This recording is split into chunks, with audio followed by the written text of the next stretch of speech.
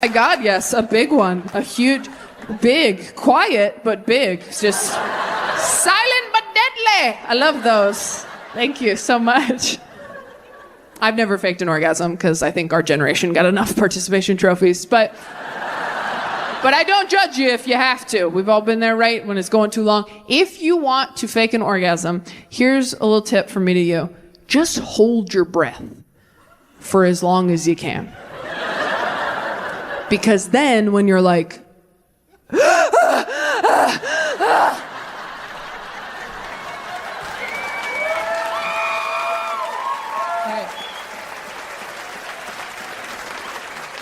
it'll seem like you came when really you just came up for air. That's how you get rid of hiccups and Jeremy. At 6. Okay, like 6:30. Do you have time to feel abandoned and worthless? Okay, 6:30 in the parking lot. It's a date. I love you so much. You're doing a great job at work. Bye. That's never happened to me once. Every feeling I have demands to be felt immediately. Every feeling I have demands its own parade. Every feeling I have just turns into that scene from Aladdin where he's pretending to be a prince. Just like, OMG, Taylor's hungry. This could get dicey. Needs a sandwich. Now she's a bitch. Take it from me. But I'm glad I've had this year to work on this stuff because I needed it. I just don't want to be somebody who has kids before I'm ready to have them. I have a friend who told me in the next year she either wants to get a dog or have a baby. I'm like, if you think those are the same thing, you are not ready for either one. A dog or a baby? That's like saying, yeah, I'm either gonna get a skateboard or my pilot's license. It's whatever I have time for.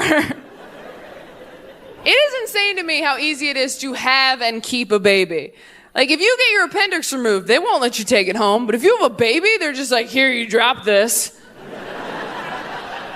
And you know there are days at the hospital, nurses look at each other like, are we gonna let this happen? They both have neck tattoos. One says fuck, one says babies. Either way they stand, it's bad news. Really? This is fine. This is fine with you. What were you gonna name her? Big Red after your truck. Yeah, we gotta do something. If you want to adopt a kid, you have to jump through so many hoops, but if you just have one, they're like, that's yours forever. No questions asked? That's insane. There's no exit interview on the way out of the hospital to make sure you're okay. Just like, hey, before we hand you a baby forever, can you put this metal bowl in the microwave for me?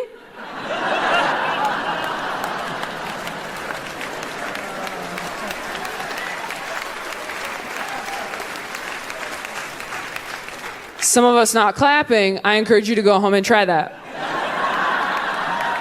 Nobody tell them. I have a friend who has a 7-year-old, and she shouldn't. And she just bought him an iPhone. I'm like, for what? She's like, it's for protection. I'm like, get him a sword. You're a terrible mother. I said, do you punish this little prince? And she goes, yes. As a matter of fact, sometimes I will take away that iPhone for a whole week and make him use a flip phone. Yeah, a flip phone's a punishment now. All over the United States, there are little kids going, no! Oh, I can play. It's Snake! That is not a punishment. Do you want to hear a real punishment? When I was a kid, I wasn't allowed to walk to school in the morning with my friends because my dad said I'd get abducted. But then anytime I forgot to do a chore, he would make me walk home from school alone, as if to say, you don't want to do your dishes? Well, we don't care if you disappear this week. That's a punishment. That's why I'm up here.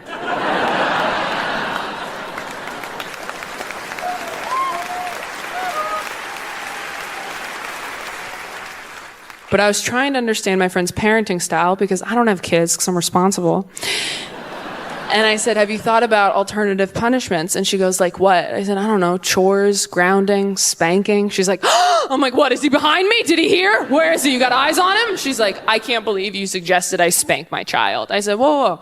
Nobody suggested that. I don't believe in spanking, but I did get spanked. So there's a little bitter part of me for a while that was like, they're not going to have it better than me, that I had to work through in therapy. And I've done that work, and I wasn't sure if you had. It was just a question. Also, why are you acting like I invented spanking? I didn't come in here like, you know what would be good? Like, we both got spanked. What are you talking about? I got spanked growing up. Did you guys get spanked? Yeah. Do you feel fine? I feel fine. Do you feel fine? I feel fine. Do you feel fine? I feel fine. Do you feel fine? I feel fine. If we keep saying it, will we be fine? Maybe.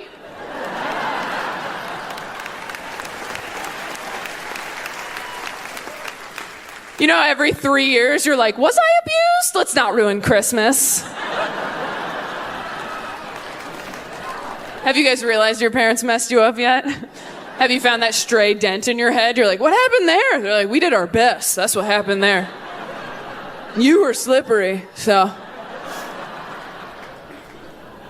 Yeah, this happened as adults. You realize your parents messed you up based on how other people react to stories about your childhood. Stories you thought were fine, because when you're a kid, you're stupid. You're just like, everybody gets tied in the yard. Happy 4th of July. Fast forward 10 years, you're at a work party. Everyone's going around swapping stories like, yeah, my mom was crazy. She used to make us take our shoes off in the house. And you're like, oh my God, I know. We wore muzzles at night. What happened? Why'd everyone get sad? We could wear them on the carpet. It wasn't like her thing.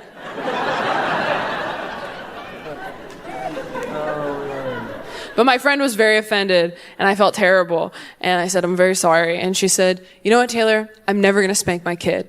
Our parents shouldn't have spanked us either. Spanking is the same as hitting. And I was like, okay, back up. There was a huge difference between what my parents did and hitting. Location, location, location. They never spanked me in the face. There's stuff in my face. People can see that, all right? There was nothing in my butt except justice for my parents.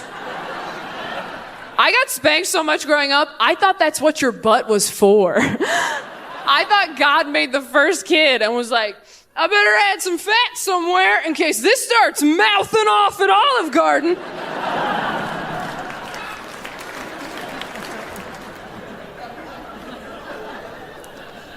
Play an important role in their lives. I love to third wheel it with my married friends, go out to dinner, see a movie, because I love that moment when they walk up to meet me in front of the restaurant and I can tell that they've been fighting in the car.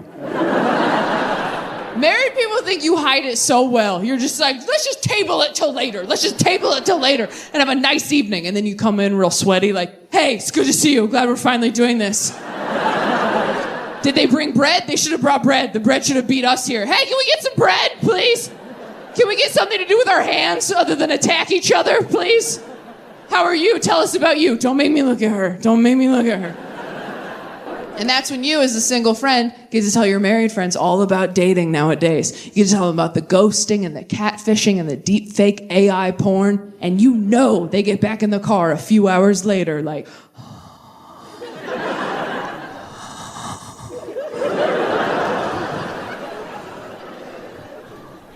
I don't say this enough, but I'm grateful for you.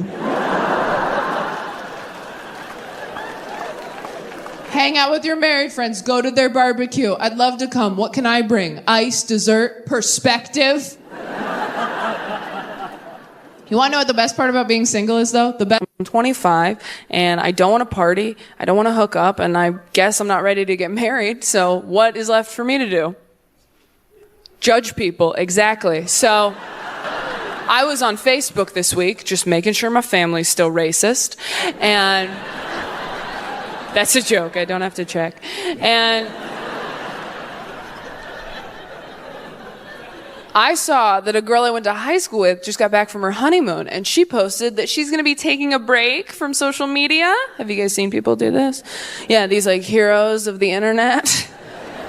Their big announcement, just hear ye, hear ye. I will be taking a break from social media. #brave. It's like, dude, nobody wanted to see a picture of your sandwich on Wednesday. No one's gonna miss it on Friday, all right?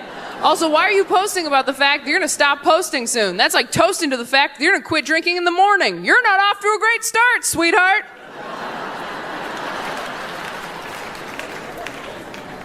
this girl made a whole video for Instagram, Facebook, all of them. She's like, hey guys, so as you probably heard, I just got married. And I'm going to be taking a little bit of a break from social media just to focus on my new wifely duties. Wifely duty. I'm like, you can't blow your husband and share cat videos? You have two hands, multitask. Like, get an apron. I thought it was weird though, so I played the video backwards. Sure enough, you play it backwards. She's like, I've made a huge mistake. Come pick me up. He's so boring. We're like, yeah, we know. We met him. He's the type of guy you get halfway home from the theme park before you're like, oh shit, where's Doug? Oh, no, we have to go back. My wallet's in his fanny pack, so... Oh, do not feel bad for Doug. He's terrible. Every time he tells a story, somewhere, a child loses a balloon.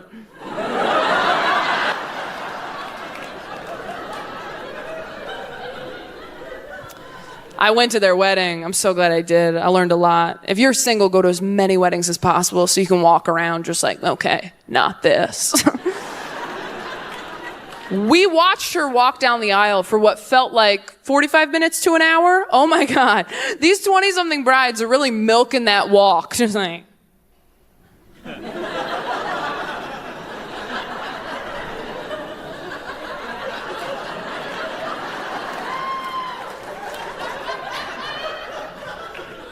I'm a princess.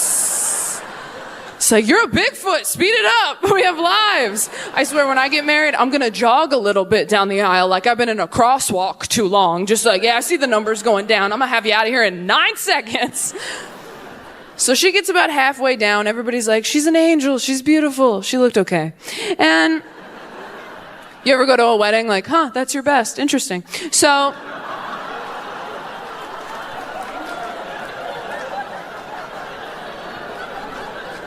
Don't be scared. Let it resonate with you. So she gets about halfway down, and I start getting antsy. So I go, you know what? I'm going to check out the groom. Because usually at this point in the ceremony, the groom's crying a little bit because she's so beautiful, he's so lucky, they made a mistake, whatever it is. It's part of the experience, and I wanted my money's worth. Those knives weren't cheap. So I look towards the front, not expecting like a blubbering mess of a man, just like a light... produce aisle mist, you know? Like a respectful, let's keep those zucchinis damp type of deal. And he was dry as a bone, you guys. Nothing going on. Just another Tuesday for this asshole. It's cheaper to get married on Tuesday. And I thought to myself, wow, if that happens to me, I'm gonna stop my wedding.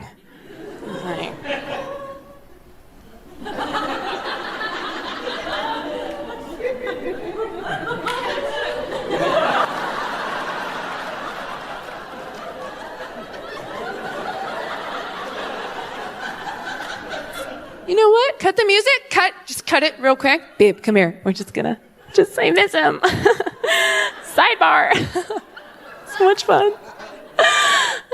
You need to get your shit together. I showed up. I have a spray tan. I'm wearing flavored underwear for you. Yeah, pot roast panties, just like your mom used to make, which is weird. That's a weird request, but I did it. Now we're gonna go back out. Don't look at them, look at me, I'm your future. You focus up, buddy, okay? Oh, don't start crying now, it's too late and too early. You save that up, because we're gonna go back out there and we're gonna get it right this time, aren't we? Yeah, we are, because if you don't, I will make your life a living hell. Do you understand me? I could bake you cookies every day, or I could make you miserable forever. I don't give a shit either way. I just need a project, motherfucker.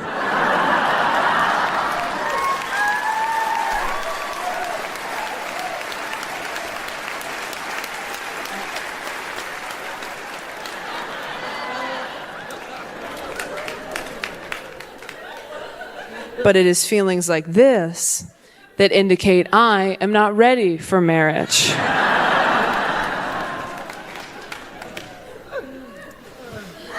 I think we need more gay prudes to stand up and go, I too am bisexual. I'm attracted to all of you, and I trust no one.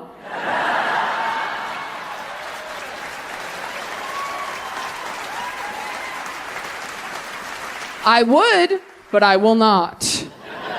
It's also scary to say you're bisexual for the same reason it's scary to say you're suicidal. There's always going to be people who are like, if you don't go all the way, you just want attention.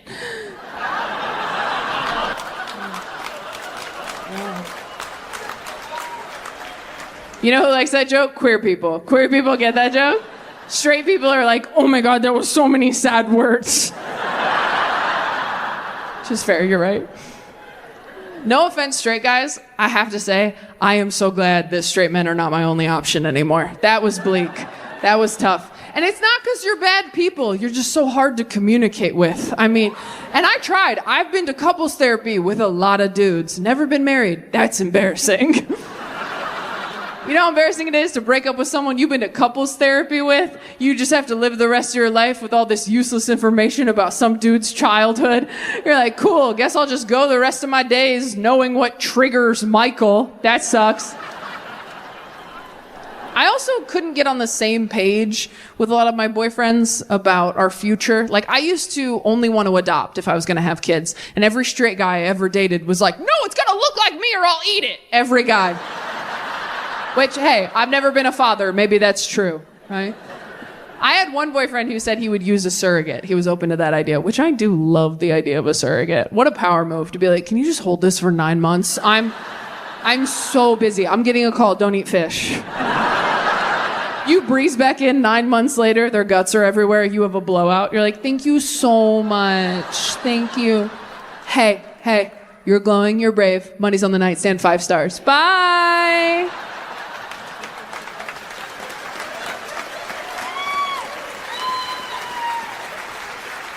You're like, that was a lot. I'm going to do no contact delivery next time, I think. Yeah, no, you're at the right place. Just leave it on the porch, take a picture, I'll come get it when you're gone. No, you're at the right house. Look, if I was an extrovert, I would have had it myself. So. I really like being called like a slut and a whore, and I'm like, oh my God. If you like being called a slut and a whore in bed, your parents loved you so much. Like, dirty talk is hot because it's shit you've never heard before. Ooh. If someone called me a whore in bed, I'd be like, excuse me? That's what my father calls me. That is a family name. Boundaries, sir. Look around. Is this sex or Thanksgiving? Read the room.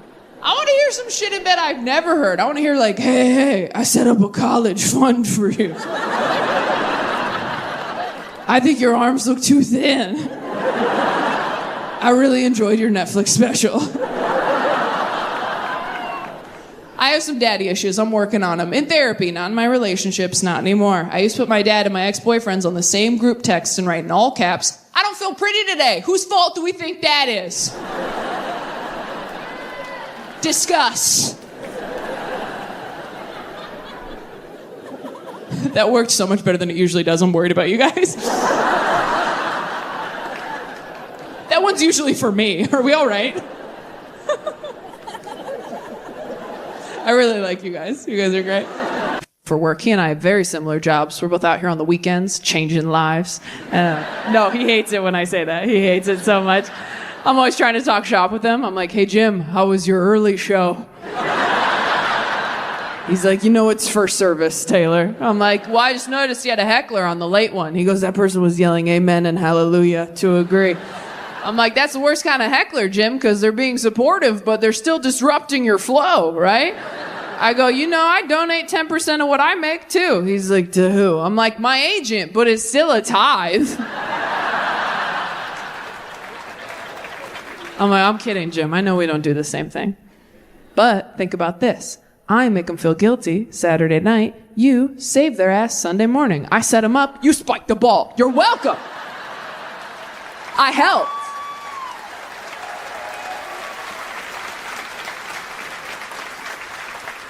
But my Uncle Jim's like a great pastor. He's like very progressive. He gives really interesting sermons. We didn't have a cool pastor like my Uncle Jim growing up. Is there anyone in here who grew up religious but is not religious anymore? You're at the right show. All right, of those people, who saved people? Who spread the good news while they were religious? Ooh, bit of a drop off there. That's tough. A lot of us didn't do the homework. You saved people while you're religious, but you're not religious anymore? Okay. Do you ever feel, serious question, do you ever feel like maybe you should, like, call those people? Just a courtesy call of like, hey, remember what I told you about forever? Oh, I don't know. What if those people get up to heaven and they're like, look, your sponsor's not in there, so we didn't know you were coming. I don't know. Are you sure? Maybe they Holy Ghosted you. We're sorry. For real, though, you got to go to hell. We're sorry about that. I never saved anybody at all. I was talking to someone who grew up Mormon. I was like, well, you guys were really saving people. And he was like, oh, yeah, baptism for the dead. You guys know what that is? I didn't know. Apparently, in Mormonism, sometimes they will save people after they've died, which really takes the pressure off of saving live people, doesn't it? When you can just go, hey, do you believe in God? And they're like, no. And you're like, that's okay. We'll wait. And then as soon as they're dead, you're like, bibbity-boppity Mormon.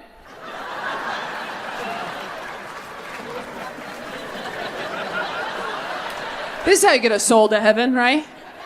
Like you're trying to get poop smell out of your hinge date's bathroom. If you're not laughing, you're married, and fuck you, this joke's not for you. Enjoy shitting with the door open. Some of us have to carry matches everywhere. I'm not. I'm running into obstacles I never thought I'd face. I got dumped by a polyamorous person. You ever been dumped by a polyamorous person? It sucks. It's like getting fired from a part-time job. They're like, you can't even work here Mondays and Tuesdays. Holy shit. I didn't think I was going to like dating somebody poly. She was poly. I was busy. But it actually ended up being the most honest, transparent, communicative relationship I'd ever been in. And I was totally in love with her. And she dumped me because I worked too much. And let me tell you something, Grand Rapids. When I started dating a polyamorous person, I did not think it was going to end because my lifestyle didn't work for them. I know some of you don't believe me. You're like, there's no way you liked being poly, Taylor. You are not cool. You reek of monogamy. I bet you masturbate to Bridgerton. And you know what? I don't. I have, but I don't. That joke's not going in the special. There's no way. No. That's way too vulnerable to put on Netflix. We'll not be doing that. Unless it helps the algorithm. We'll have to talk about it. If Netflix was like, if you liked Bridgerton.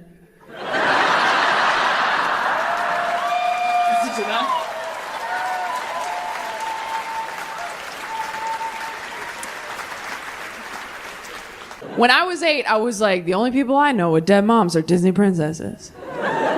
So like, this sucks, but am I about to get hot? Then I hit puberty and I was like, oh no, I guess God just hates me right now. That's a bummer. That's a joke. God doesn't hate anybody, all right? Not anymore. But have you read the Old Testament? Holy shit. The Old Testament is my favorite Taylor Swift album. It is banger after banger. Just like, you don't believe in me? Snakes! Look what you made me do. I'm a 20-something white woman. Obviously, I'm going to compare T Swift to the Lord, all right? She is the only God I still believe in, all right? I don't see God revamping his old shit. And let's be honest, he probably should, because the people who own it now suck.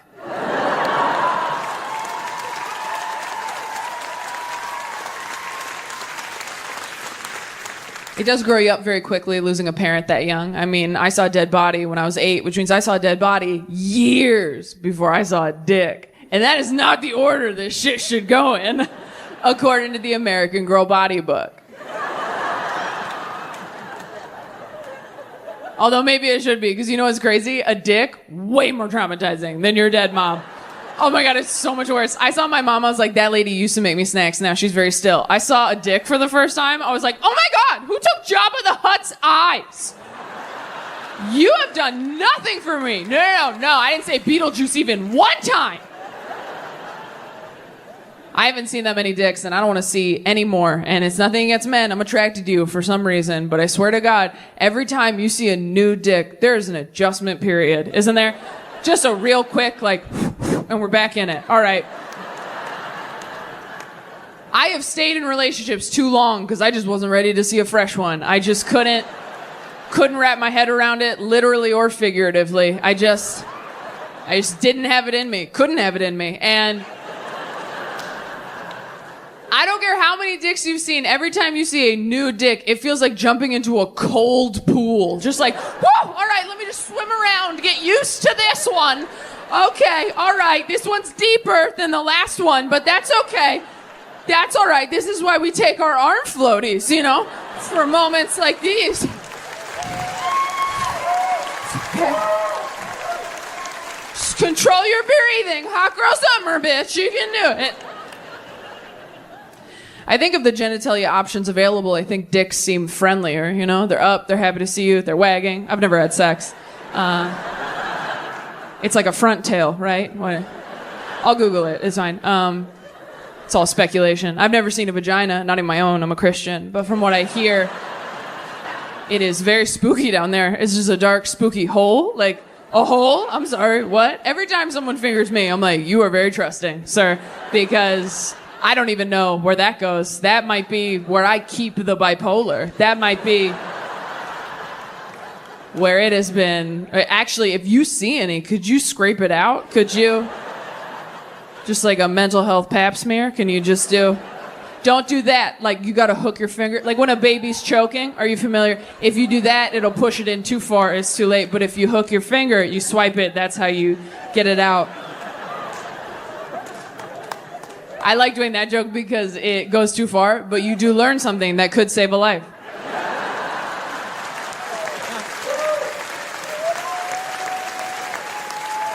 I just love the idea of years from now, someone being like, if it weren't for that dick joke, my niece would not be here. But I had to make a lot of decisions when I wrote my will. I had to choose who was going to pull the plug if I'm in a coma, so I picked my sibling Bryn, because they are going to inherit my money if I die, and I was like, earn it, dude, right? I go, you decide when that money drops. And they were like, okay, well, if you're in a coma not responding to anything, what do you want me to do? How long do you want me to wait? And I was like, here's what I want you to do. I want you to start Parks and Rec from the beginning. And I want you to keep it playing all day, all night in my hospital room. If we get to the end of that show and I have not woken up yet, start The Office. And then when Steve Carell leaves, just kill me. Do not make me watch Andy be manager. Don't do that to me again. Don't do that.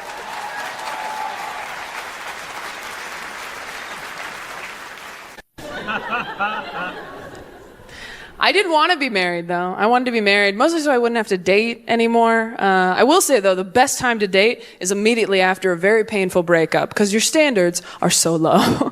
Oh, after I broke off my engagement, I was like, wow, all I want to do is make out with someone who hasn't seen me cry in the tub. Like, that's all I wanted. I just wanted a fresh one who didn't know I was crazy to come in like, you're not like other girls. I'm like, not yet.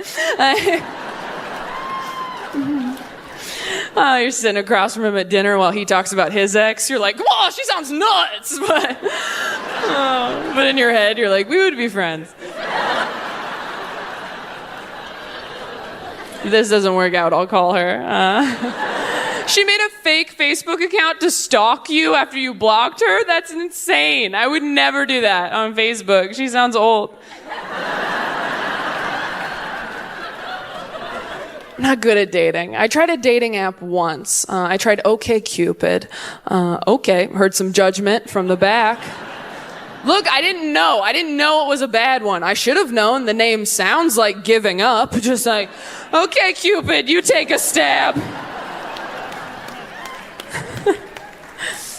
I just don't like dating apps because I feel like people curate these really fake opening lines that they'll just copy and paste and use on everybody. I talked to a guy who told me on Tinder, his opening line, no matter who it was, so, do you like sunrises or sunsets? That's me choking on his dick because that's a great line. I mean, It's poetry. And that's a haiku, I think. Check my math, but that line's a Trader Joe's bag. You should reuse it. I had a guy on OkCupid send me an emoji as an opening line. Not a cute one, not like a heart or a kissy face or even an eggplant, which is gross, but I get it. He sent me one of these.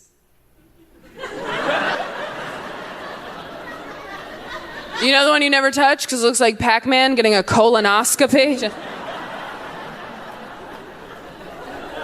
Half of you won't enjoy this joke because you don't know what I'm talking about. That's how rarely this emoji is used. And I responded because I was like, I gotta make sure this guy doesn't hurt anybody. So I wrote back and I said, does this work for you? Do people respond because they're confused? Are you negging me? What's happening here? And he goes, well, the way a woman responds to the emoji tells me a lot about her character. And I said, all right, Detective Douche Rocket. What does my response tell you about my character? And he goes, well, it tells me you're really transparent, honesty's super important to you, and you have trouble trusting people.